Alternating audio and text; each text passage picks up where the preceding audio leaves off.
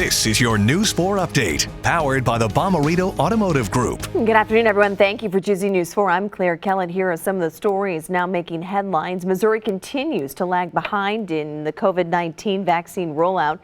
According to the CDC, only 3.2% of Missouri residents have received a vaccine, so that ranks SUC at 47th out of 50 states. Illinois, not doing a whole lot better, vaccinating 3.4% of its residents, ranking 42nd. Overall, more than 14 million Americans have received the first dose of a vaccine, which is 4.3% of the population of the country. But Missouri officials say new vaccines on the horizon help meet the demand for supply. And I know you're already doing the math and saying, well, Dr. Williams, that will take so long. But we think that AstraZeneca and the J&J will be on board in March. So don't do that math quite yet. We think it's going to get better.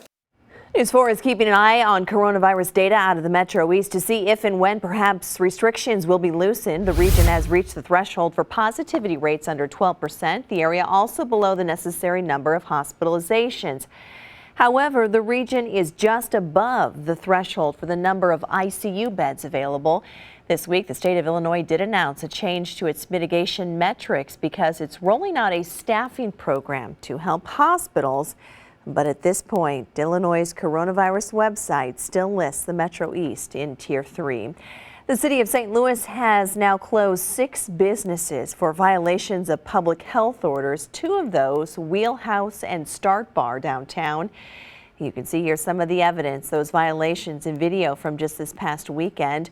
Both bars were shut down twice last year for similar violations. The city also announced today they now have a secret shopper type program to make sure businesses are following public health orders. For a check of the forecast now, we send things to meteorologist Kent Earhart. Well, depending on where you are this afternoon, you're either looking at sunshine or clouds. I'll explain, but we're looking at cloudy skies at times in the metro, and then some sunshine too. In fact, a lot of it, abundant at times. High temperatures into the mid-50s and a little west breeze at 10 miles per hour. It's the northern half of the viewing area that's clearing out, and as a result, we'll drop down into the 20s tonight across the area, so it's turning much cooler after the nice warm air that we're seeing today. Seasonably speaking, of course. 24 is a normal low. We're still a little above normal tomorrow morning, but certainly colder than what we were this morning. In the super predictor, you can see here how we kind of clear out those skies a little bit overnight. It was the southern part of the viewing area that was seeing most of the cloudiness. And then as we go to Saturday night, we notice a light mix moving through the northern counties and maybe a few light showers here and there. On Sunday, I would put the rain chance at about 20%. Doesn't look like a lot of rain.